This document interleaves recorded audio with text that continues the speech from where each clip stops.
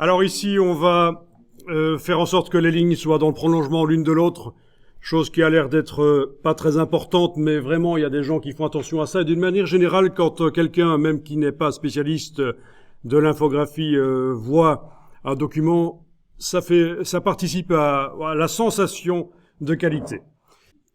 On va peut-être aller modifier la dimension des caractères là, parce que oui, c'est fort petit. Il faudrait tester pour vraiment juger, le sortir sur une imprimante laser noir et blanc et regarder ce que ça donne. Mais déjà là, sur écran, je vois que par rapport à la taille de la page et quand je zoome, je vois bien que ça va être assez petit. On va donc augmenter la taille de la fonte. Je vais cliquer avec la flèche noire à côté de tout. Faites-le aussi. Rien n'est sélectionné. On va télécommander à distance le style corps du texte body nouveau. Et on va aller augmenter la taille de la fonte ici d'un format de caractère de base. Avec la case aperçu cochée, voilà.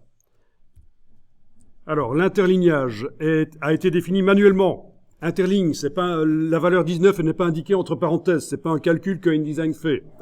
Parce que si vous avez ici à interligne une indication entre parenthèses, ça veut dire que InDesign met 120% de la taille du caractère, et il met ça en interlignage.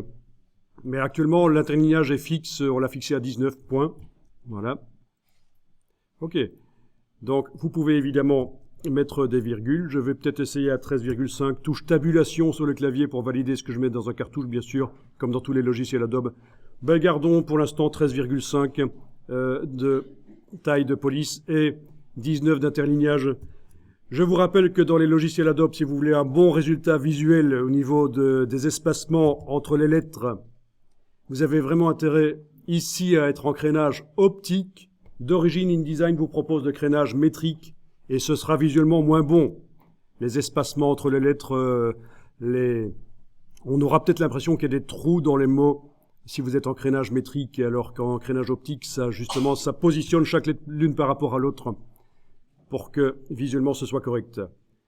Parfois, dans certains milieux, on vous dira qu'il ne faut pas faire du crénage optique, mais moi je vous dis, d'une manière générale, vous faites-le. Jusqu'à ce que quelqu'un vous dise pour une question technique, il ne faut pas le faire.